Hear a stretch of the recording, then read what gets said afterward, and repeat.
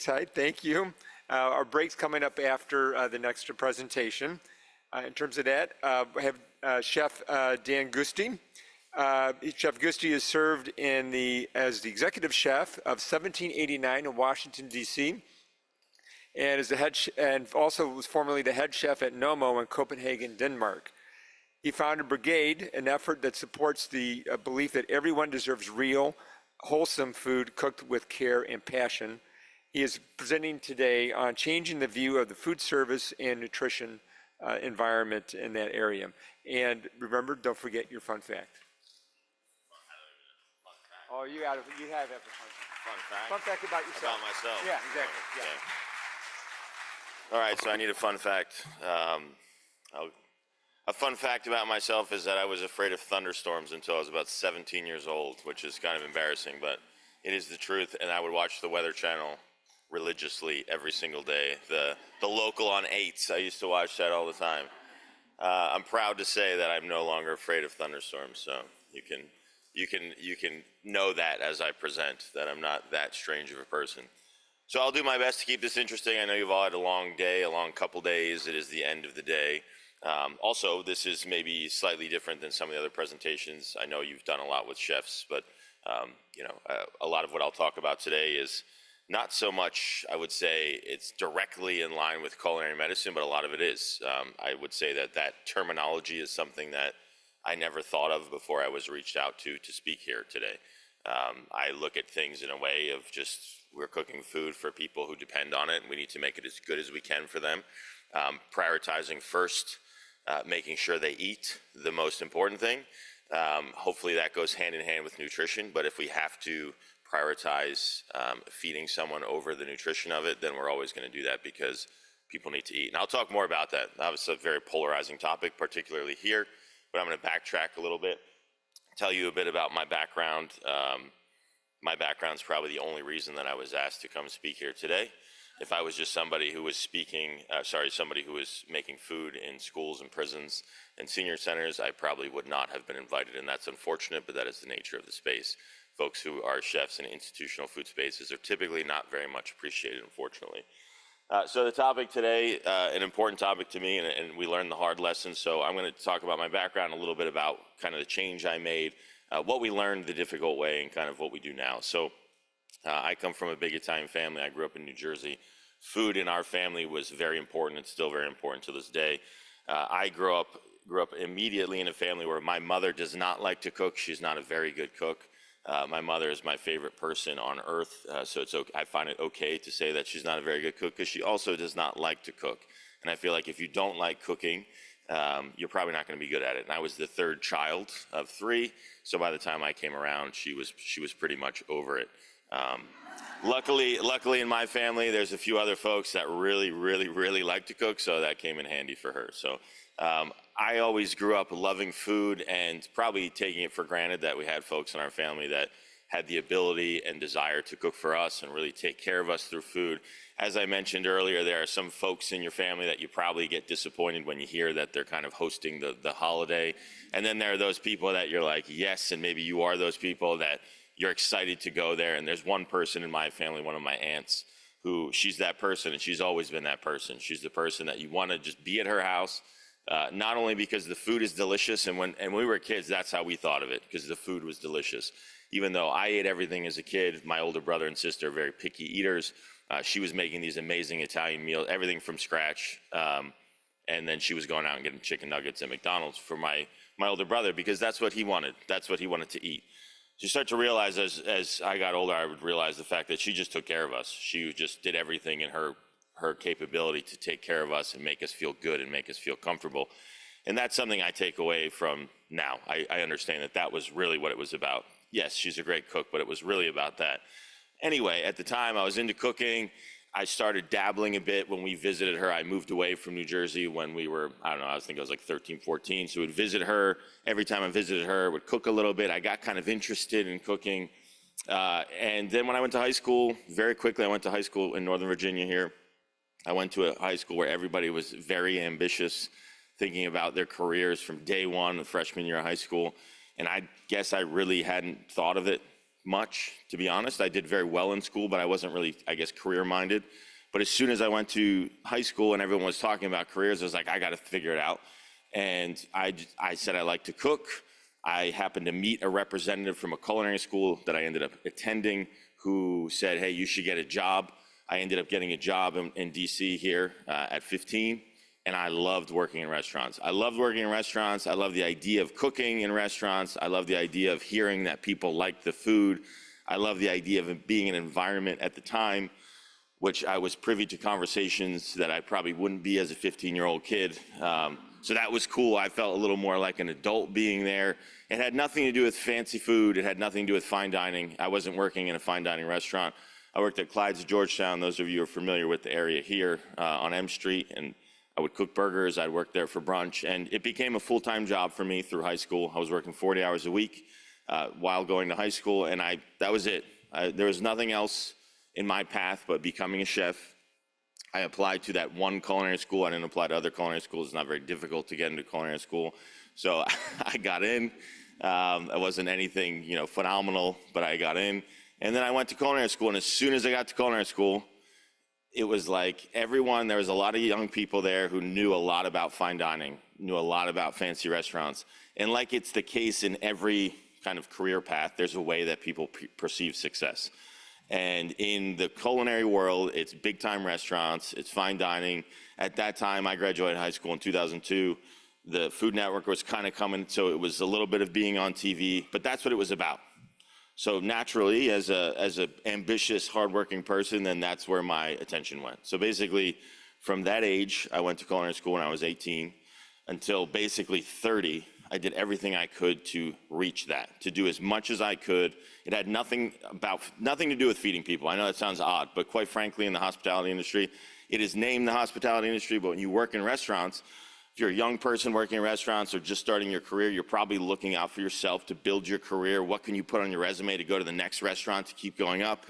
If you're working in a big-time restaurant and you're in charge, you're kind of thinking more about yourself, about your vision. This is the food that I want to cook, and people are going to come to me to eat it. Oftentimes, it's not so much about the people you're cooking for. It's a little bit about yourself. So that's kind of the mode I became in. Basically, for that period of time, I worked in several different countries, and it led me to, I'll go to the next slide if I can and figure it out. Oh, I don't know if somebody can help me with that, but there you go. Sorry about that. See if I can try that again. You can tell the chef at play here. Can't get to the next slide. There we go. So I ended up at a restaurant called Noma. Some of you are into restaurants. Some of you might not be into restaurants so much. It's kind of silly, but there is a guide out there, and it's run by a water company, San Pellegrino. It's very silly, I know. But they do rate the top restaurants in the world every single year. Noma was the best restaurant in the world for 4 years during the time that I was there. It is a restaurant that people it is a guide that people put a lot of weight onto, which I know, again, sounds very silly to just arbitrarily name a best restaurant in the world. Obviously, people have different tastes, and that's, some folks would go to this restaurant and hate the food, and I could talk more to that. But anyway, I literally went there because at the time it was the best restaurant in the world. I was working here in Washington, D.C. as a chef of a restaurant, making very good money for myself, very successful in a lot of ways. I had a PR team and all this, but I had this itch because for me, it was like, what is it like to work in the best restaurant in the world? What do the people do there? How do they carry themselves? So I went there, and I went there to work for free initially. So I left a well-paying job to go work in this restaurant for free, and to kind of paint a picture of this restaurant. First of all, it's in Copenhagen, Denmark. At the time, we were about 55 people working in the kitchen, 25 of which were working for free. When I started working there, I was working for free. We represented about 20-plus nationalities at any given time, so people were coming from around the world to work in this restaurant. And we were 55 or so in the kitchen, feeding about 50 guests. Those guests were also coming from around the world. We only had 12 tables. It was the same team who would work lunch and dinner. There were no shifts when the restaurant was open. The team of people who worked in the kitchen worked. You can imagine there was a lot of painstaking work in a place like this. The reason that the restaurant gained a lot of notoriety originally is because a lot of the food that they were serving was foraged in the area.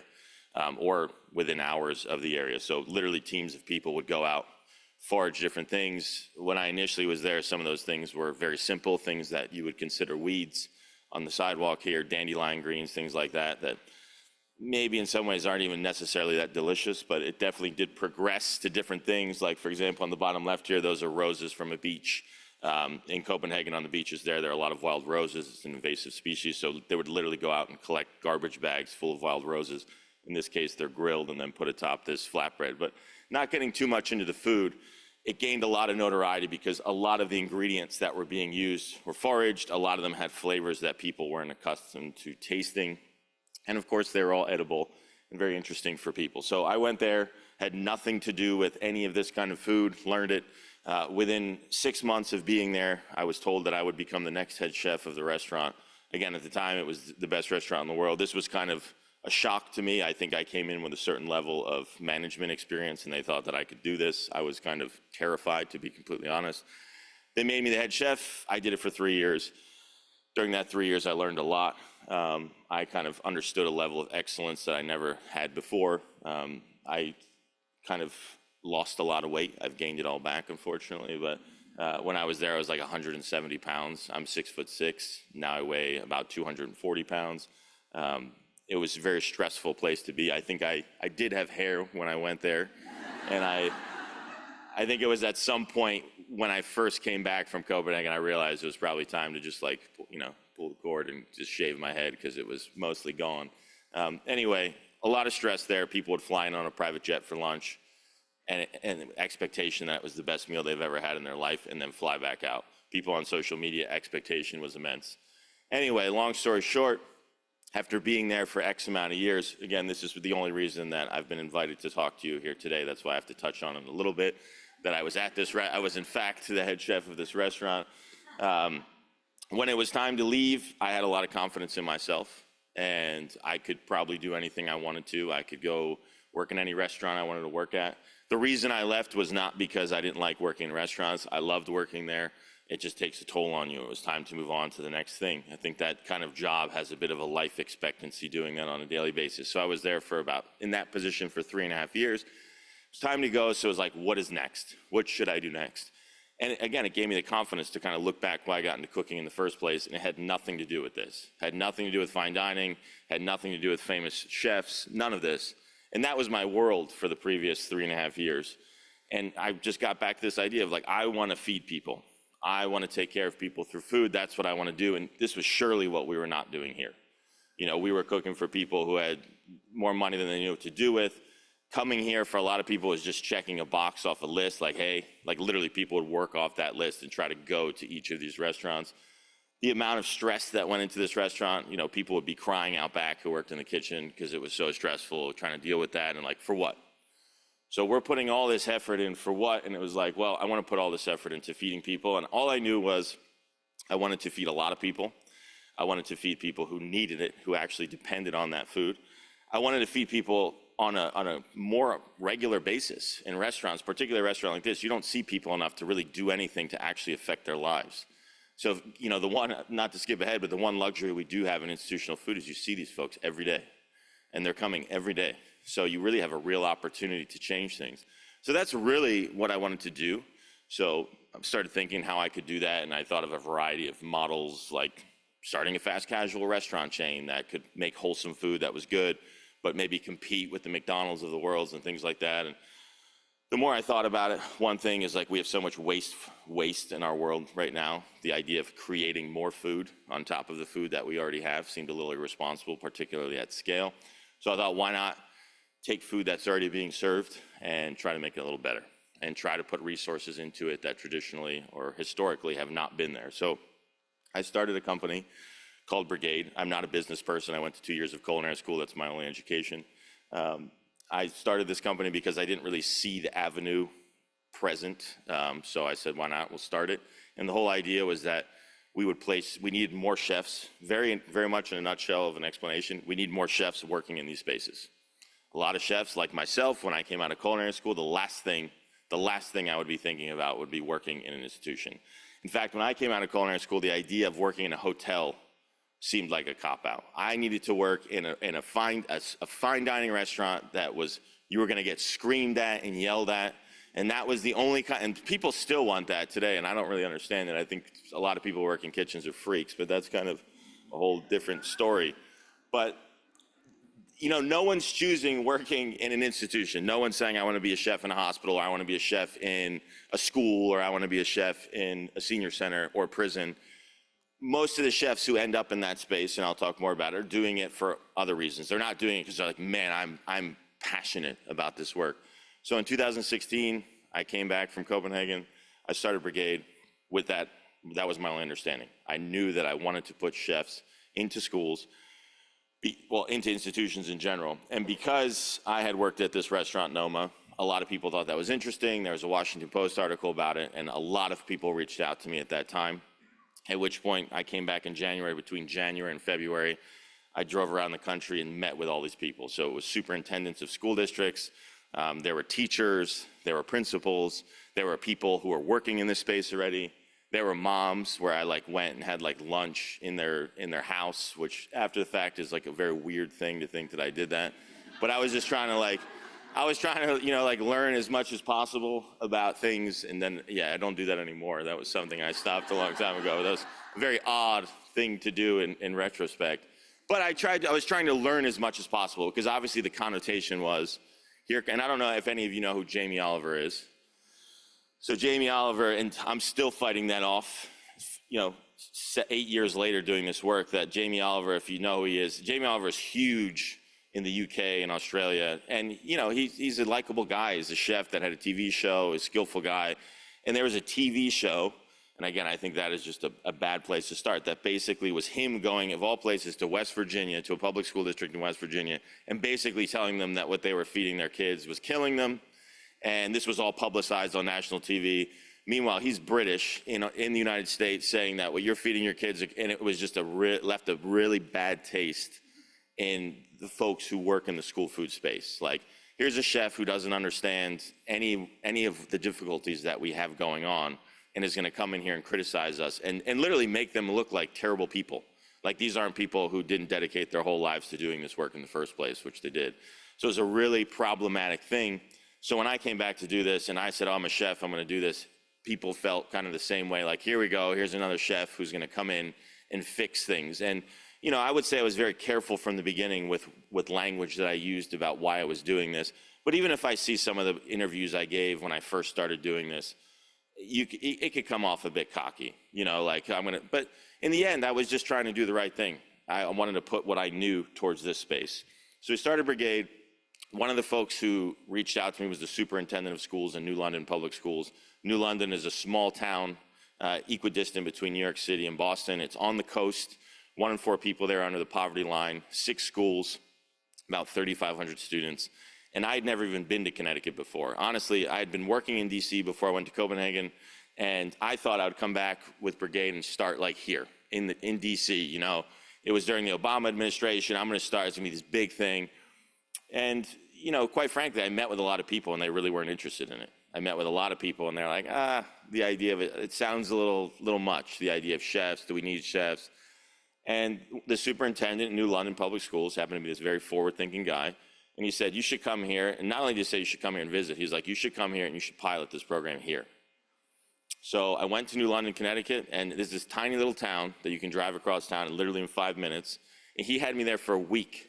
Most of these people have these big meetings with these big school districts. They had me there for an hour. He had me there for a week. He had me meeting with all the schools, students in the schools, meeting with everybody, understanding what's going on, who's happy with the food, who's not happy with the food.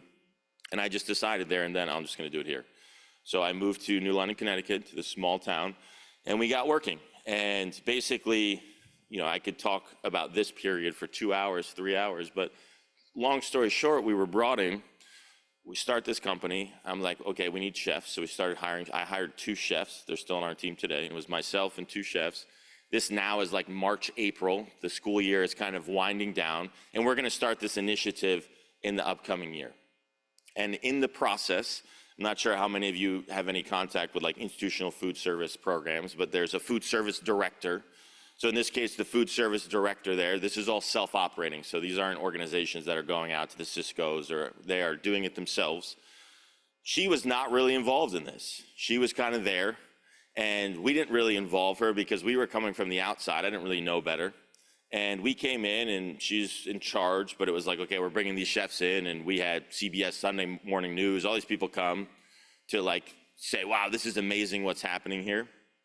And we really just didn't pay any respect to what was already happening, thinking that we could do better because we were chefs. So we looked at the menu. A lot of the menu at the time was prepackaged things, previously frozen, individually wrapped items.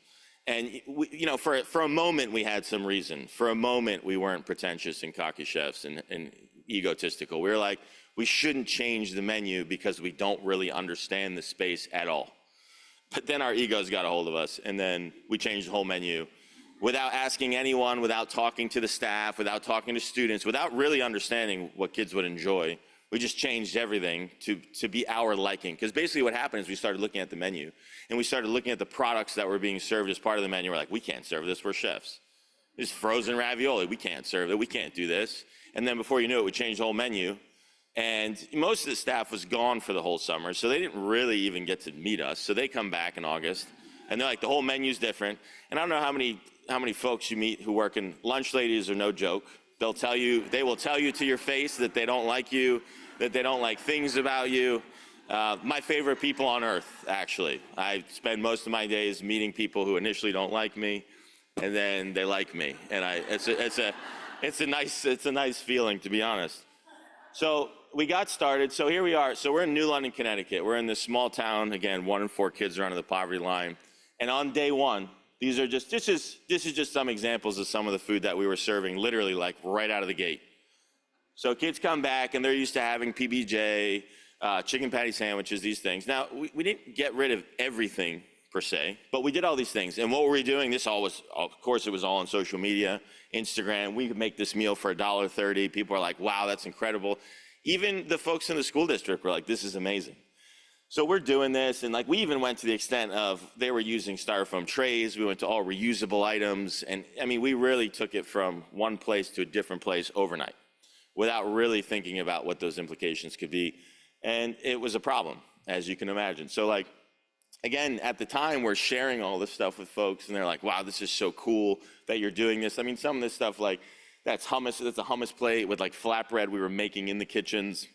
That was blackened fish. We like created a partnership with this company out of Boston that is a bycatch. We could get fresh fish, and we're serving this. I mean, all this stuff. So you all laugh, which is good because you kind of understand that we were very off the mark here. And we were, and in the beginning, it wasn't the biggest thing. You know, we saw like a decline in participation, meaning like less kids were eating meals, but like that's actually pretty normal, even if the food is reasonable. If something changes, everyone's a little iffy. So we're like dealing with it, and like a couple months go by, we're getting a lot of flack from the staff. That wasn't good, because obviously when you make these kinds of changes, it is a lot more work. Not to say that they weren't up for the work, but they didn't really see the reward on that. They didn't see kids cheering for the food. I think what we've come to find that is if you make a lot of changes that create more work for the staff, if kids are happy, they are good to go, no problems. But if you ask folks to do more work, the question is, why are we doing this? Because the kids aren't even happy with the food, so why are we doing this work? So that question kind of came up, and then really the biggest issue, and there was one day, I'll always remember it very vividly. It was just like 3 to 4 months now into this partnership. We literally took peanut butter and jelly sandwiches off the menu. So that was something that was, and the reason we took it off the menu was because we have these chefs, we have this initiative, money is being spent, a good amount of money is being spent to do this. And we're seeing participation numbers on PB&J sandwiches skyrocketing. So like on a school district, in a school that has like 500 to 600 kids, you have 200 kids eating PB&J, you know, and then like 20 kids eating the blackened fish. So obviously that indicates that people don't want that, right? So the obvious thing would be not to take PB&J off the menu. But right. So we did that, and you know, I feel like the way I explain this whole situation makes me sound like not a nice person. I feel like I've always been a nice person, but we really did.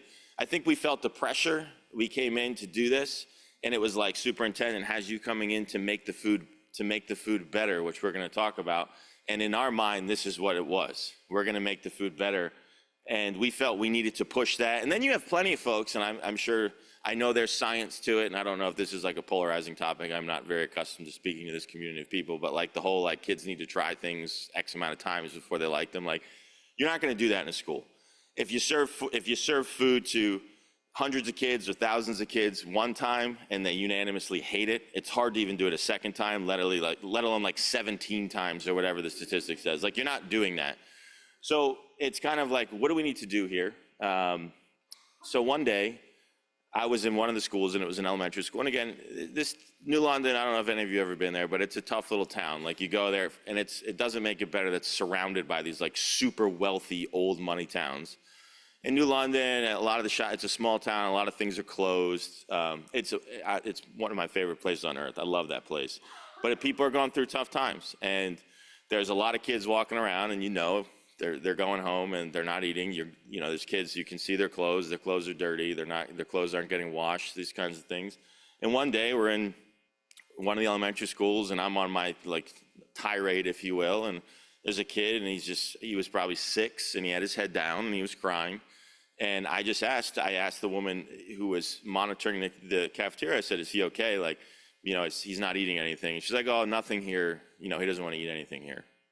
And that, like, just from there on, like, that changed like my life, not just like the work we do. I was like, what are we doing here? Like, what is all this? Like, we're posting all this on social media. Everybody's into this. Like, we're these people, chefs wearing these green T-shirts with like gray aprons, and we're in the schools, and we're getting kids to try new foods and all this stuff. And here's a kid who needs to eat, who's just choosing not to eat. It's free. It's free too. All the food was free because it's a high-need community. And it was just like, literally just, we need to just stop and reset everything. And literally, that was 7 years ago. And I feel like for a good 3 years, we literally just went backwards to come back forward, realizing that these things take time, that you can't just change everything overnight, and that it's not about us.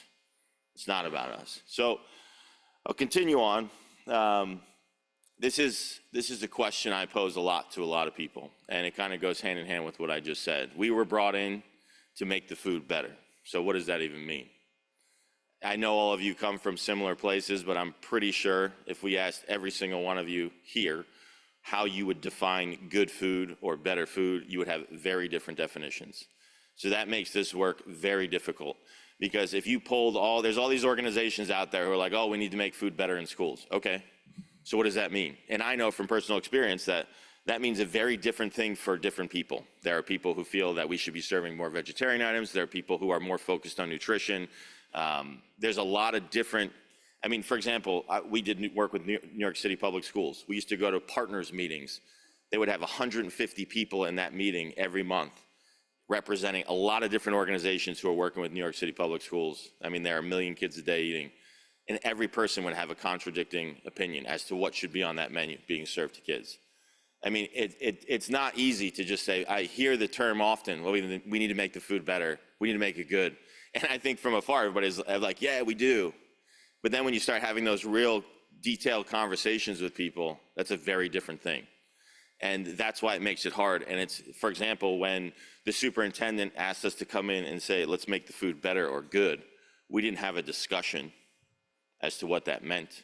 So I guess for me, these next few points, this one being maybe the major one, is like, what did we learn throughout this process? Both when we made that very radical mistake, but really since then, now that we're working with a lot of kids in a lot of schools and beyond students, we're working in prisons and working in senior centers, is like, you need to define that. And your definition of good food might be very different than someone else's. Does that make their definition wrong? No. And coming here today, it's hard to understand like how to present this information in a way that makes most sense for what you all do. But just hearing a little bit here today, it just makes me think that like, it's, obviously you can present this in a word and say like, okay, from a nutritional perspective, this is better for you.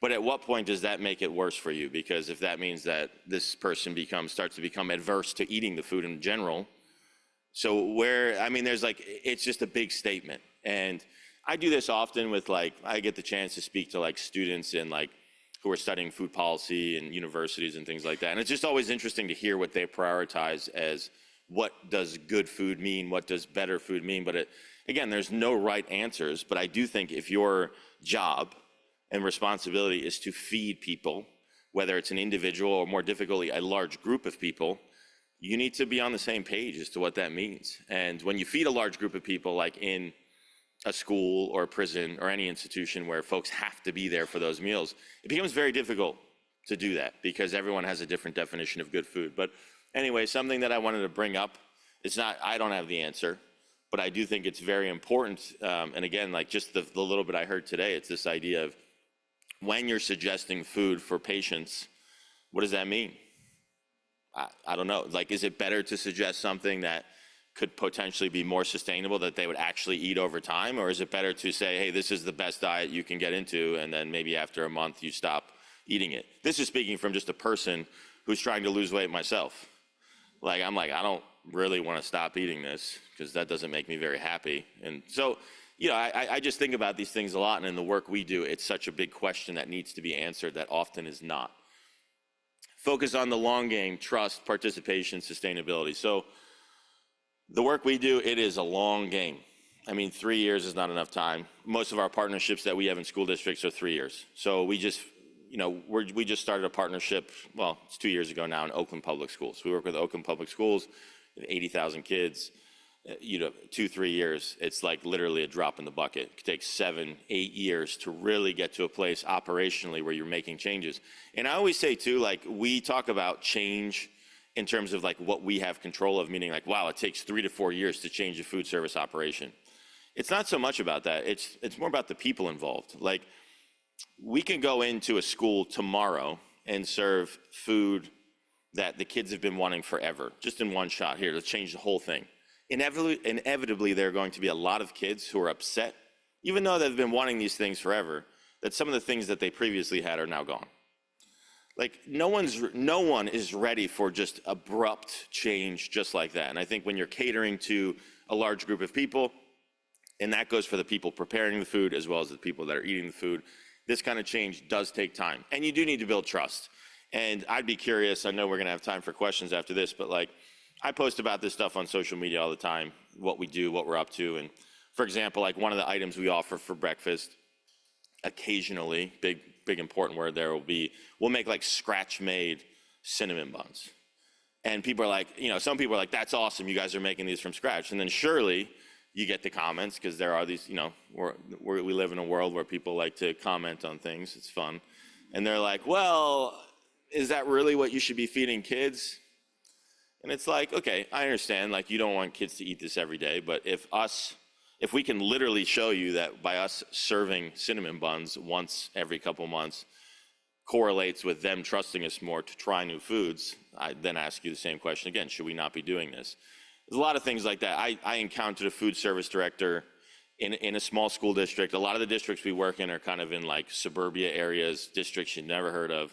And I was out in this district in California, and these folks have 20 schools. It's like 15,000 students, so a good-sized district.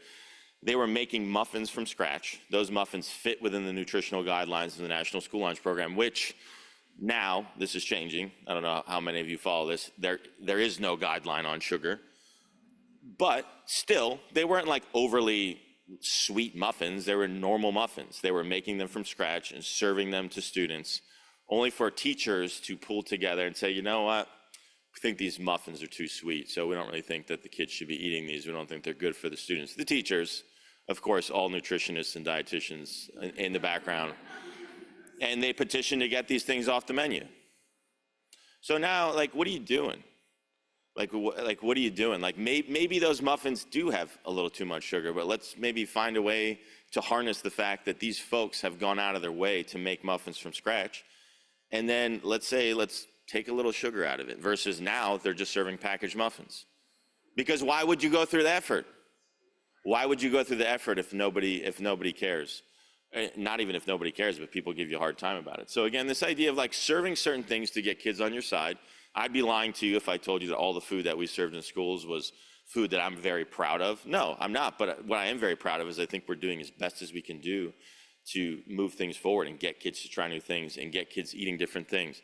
You know, as I said earlier, this is the long game, and the one luxury we have is you see these people every day. Like when we first started, we're like, oh, we got to get these kids to change overnight. We got to get them to change the first week, the first month, the first year. We have kids that literally we've been feeding them for 8 years, and they're just coming around now. And it's so powerful. They're like, actually, I really like this. I haven't tried this. They woke up one day and they just felt a little more comfortable. And that's fine. You're never going to force, I mean, I don't need to tell you all this, but you're never going to force anyone to eat food and like it. It's never going to happen. In fact, I think as everyone knows here, if you force kids to do it, they're going to hate it. And that's a problem. So on their own time, giving them the ability to try something and then feel comfortable when it's time. And if they want to try something new, give them an option to try something new, very important. Participation, kind of over time, again, growing it. It's not going to happen. Like serving different types of food is not necessarily going to, lead to people just being like, oh, we're going to eat this now. No, not necessarily. There's a lot of factors, obviously, in people's lives why people are going to try new foods or not. And a lot of it has nothing to do with the actual food itself. And then sustainability, like this idea of like pushing people and pushing this process, it's not sustainable. And getting people to feel comfortable with this. And, I'm not a patient person, and I've learned to become a patient person because of this space. But you're not just going to like suddenly start getting people to eat differently. And suddenly, when I mean suddenly, that because that's out of context, I'm talking like years. I don't know, like I don't think you just suddenly, or in even a year, start to enjoy. Because for me, when I say started eating differently, I mean eating differently in a way that you enjoy. Because in my opinion, if you're not eating in a way that you enjoy, it's not sustainable. Because at some point, either you're not living a good life because you're eating food that you don't enjoy, or you're going to stop doing it at some point because you're like, okay, I really don't enjoy doing this, so I'm going to start eating something differently, which might not be very good for you. Cultivate an incremental approach to change and celebrate the small wins. We live in the world of small wins, another hard thing. It's not impressive. Nobody's impressed by small wins. We work in a world where everybody wants to hear the flashy bells and whistles stuff, where all the cool things that you can do that sounds great. Oh, 30% of kids are eating more. It doesn't happen. And when you hear those statistics, it's wrong. It is. Like I'll give you an example. And again, I don't know how many of you know anything about school food service, but one of the main metrics is participation. How many kids legitimately means participation. They confuse it for eating, consuming, but it's participation. How many kids literally took a meal? That's the biggest metric out there, which is a shame. Obviously, doing consumption studies is very challenging to do. It takes a lot of money and a lot of time to actually study what kids are eating versus what they're not. It's very easy to determine how many kids have taken a meal. But one thing is breakfast in the classroom. Some of you have kids, you've probably heard of breakfast in the classroom. So basically the way schools are set up is they serve breakfast in the morning, typically before the bell rings. A lot of kids are not there in time to eat breakfast before the bell rings. And for what it's worth, cafeterias typically are only there to accommodate to a third, a fourth of the population of the school. That's why there are multiple lunch periods. So if every kid came to eat breakfast in the morning, there wouldn't even be enough space to accommodate them anyway. They're not coming. So there's a two-way thing to this, where it's like, well, we want more kids to eat because they need to eat. But a lot of the people are doing this breakfast in the classroom thing, which means you go to your class and then breakfast is served to you. And because it's in the classroom, it's very limited as to what you can eat because you're not near the kitchen. This food has to be taken up from the cafeteria into individual classrooms. So it's typically prepackaged, it's bags of a cereal, a yogurt, something like this. Literally just giving them out to kids. So now your breakfast participation, which was in the cafeteria, has gone from 30%, where kids were actually showing up, and those kids showing up were actually eating, because that's the only reason they were there, because they had to show up early, was to 100% breakfast participation on paper. So now all of a sudden, wow, every kid is eating breakfast. And they're very large, very well-known, and very well-liked organizations out there who really promote these themes. More kids are eating breakfast now. They're not eating breakfast. Teachers are handing these things out, and they're literally going directly in the garbage. Untouched, not even a joke, untouched. And what does that do for the school? And I hate to say it, because a lot of schools are doing it for this reason. As part of the National School Lunch Program, every meal you serve, you get reimbursed from the government. So now it's fraud. It's literally it's fraud.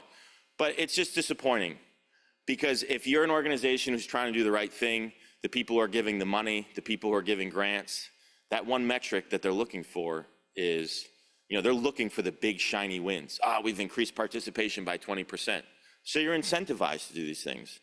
Most of the stuff that we do, if I told you the things that, you know, we could look at success, you'd be like, that doesn't sound too impressive. But that's fine, because it's not for you. It has nothing to do with you. All that matters is that we're doing good by the kids or whoever we're feeding. So just final things here, because I was asked also if you were ever interested in getting involved or understanding more about kind of school food in general. I know I focused on school food because that really is the majority of the work we do. We do work in a prison system in Maine, and we do work in senior centers. But in terms of school food, I think it's really important, particularly those of you're working in the space, understand the nutritional guidelines, understand everything that goes into school food, because like for right now, we're one small company. We have 60 chefs on our team. We're catering to about 420,000 students a day right now. Next year, we'll get over to 500,000, and we're just starting to grow. We have, just by having a few chefs and having our hands in a few of these districts, have a lot of ability to kind of really have a lot of influence on kids' diets, I hope in a positive way. It's such a powerful space, and there's a lot that can be done there. And I think more folks who get involved in the right way, the better. So learning about what's happening in this space, ideally not being one of the people who's highlighting, you know, if a sandwich looks gross and putting it on Facebook and kind of demoralizing the folks that work in this space, because that's a pretty common thing to happen. But doing the opposite, really encouraging people. A lot of folks out there have dedicated their lives to feeding kids in schools, and they're not really set up for success. And they're the ones that when things don't go right, you know, they see that stuff. And it's really a shame. And support these folks. I think it's learning about this, it's learning about the space, it's encouraging folks that you might know who work in the space. The context of school food is like the most negative thing out there. It's literally like, I know I said that there's some folks talking about like Jamie Oliver said, oh, you're killing kids. But honestly, I read a social media post every other week that's someone out there saying, oh, my school district where my kids go, they're killing our kids. And it's like, you know nothing about the space. You know nothing about why this food is being served. These decisions are not being necessary. I mean, yeah, are there school food programs that could do better? Of course there are. But there's a lot of stuff. Obviously, these are federal guidelines. There's a lot of decisions being made in a very different place. And then, again, just uplifting the space, because it needs as much uplifting as possible. And then a final slide here. This is the food we serve today. I wouldn't say it looks dramatically different than the original one, maybe just a little more toned down. Some of this food is completely scratch made. Some of this food is not. Some of the food is what they call speed scratch, where some of the food is scratch made, some of it's not. Some of the food features frozen vegetables. A lot of the food features fresh vegetables. Most important thing is, within the guidelines that we're following, we are doing the absolute best thing we can in our minds for the kids. And just to finish off, because we're done, I didn't really outline it very clearly before, but the current reimbursement rate for food and labor for a school lunch is, I think it's $4.27 right now, $4.27. Out of that, that's again for everything involved. That's even in some cases, sometimes school districts charge the food service program for utilities. I mean, it's crazy, because you need to understand the food service budget is entirely separate from the school district's budget. So they're on an island. So we usually target about $1.50, $1.60, on some days maybe $1.70 if we have a meal we want to serve that we can offset by a cheaper meal to serve a lunch. And that's 5 components. You have to offer 5 components. It's protein, it's a grain, a fruit, a vegetable, and a milk. And kids have to take 3 of those components. But kids can take all 5. Milk right now costs 30 cents for a carton of milk. So you're down to about $1.20, $1.10 for those other 4 components. So you just got to put that in perspective. That is just one of many hurdles that these folks face. But I think it's something, again, that people like yourselves, the more you understand about it, I think could be very helpful. Because I think the more people who are empathetic to this space and understand it and kind of have good ideas, the better the space will be. Yeah, and that's it. Thank you very much. Appreciate it.